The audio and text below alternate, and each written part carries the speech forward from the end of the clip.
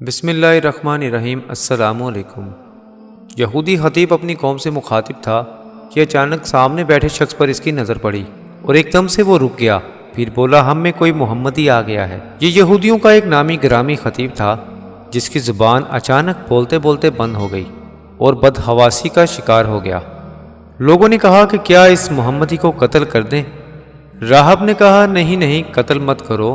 یہودی خطیب پر لرزہ طاری تھا، اس کی زبان لڑکھڑا رہی تھی۔ پھر اس شخص سے مخاطب ہو کر بولا، او محمد کے کلمہ گو، کیا تو میرا مقابلہ کر سکتا ہے؟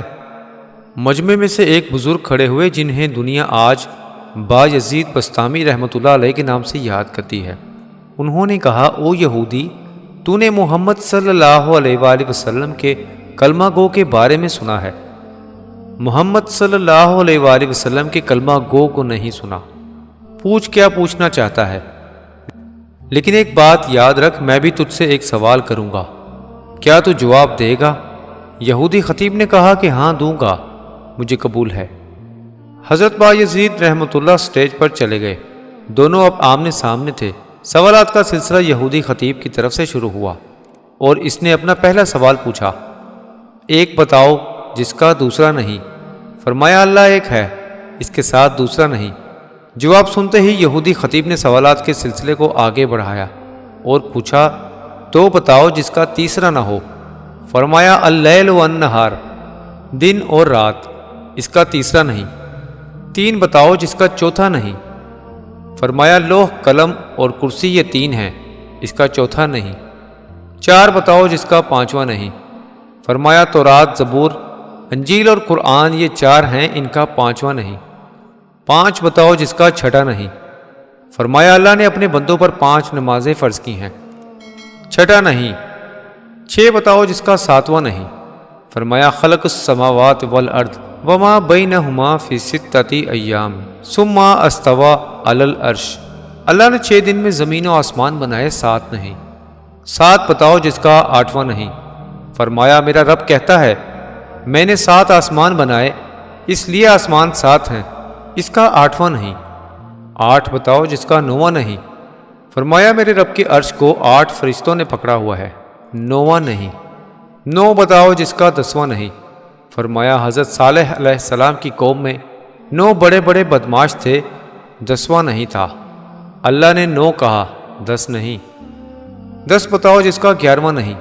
فرمایا حج میں کوئی غلطی ہو جائے تو اللہ تعالیٰ نے ہمیں 7 روزے وہیں رکھنے اور 3 گھر میں رکھنے کا حکم دیا ہے، یہ 10 ہیں، 11 نہیں۔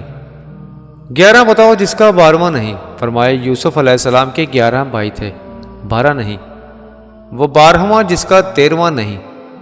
فرمایا سال میں اللہ نے 12 مہینے بنائے ہیں، 13 نہیں۔ وہ 13 جس کا 14 نہیں۔ فرمایا حضرت یوسف علیہ السلام نے اپنے باپ سے کہا کہ میں نے 11 ستارے دیکھے اور ایک سورج دیکھا اور ایک چاند دیکھا جو مجھے سجدہ کر رہے ہیں، یہ 13 ہیں، 14 نہیں۔ یہودی خطیب نے اگلا سوال پوچھا کہ وہ چیز بتاؤ جس کو خود اللہ نے پیدا فرمایا، اور پھر اسی کے بارے میں خود ہی سوال کیا۔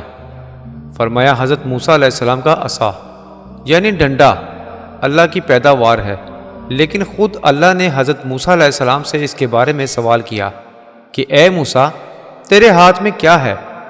سب سے بہترین سواری کون سی ہے؟ فرمایا سب سے بہترین سواری گھوڑا ہے۔ سب سے بہترین دن کون سا ہے؟ فرمایا جمعے کا دن تمام دنوں میں سب سے بہترین ہے۔ سب سے بہترین رات کون سی ہے؟ فرمایا لیلۃ القدر کی رات سب سے بہترین ہے۔ سب سے بہترین مہینہ کون سا ہے؟ فرمایا رمضان کا مہینہ سب سے بہترین ہے۔ وہ کون سی چیز ہے جس کو اللہ نے پیدا کر کے اس کی عظمت کا اقرار فرمایا؟ فرمایا اللہ نے عورت کو مکار بنایا اور اس کے مکر کا اقرار کیا۔ عورت کا مکر بڑا زبردست ہے۔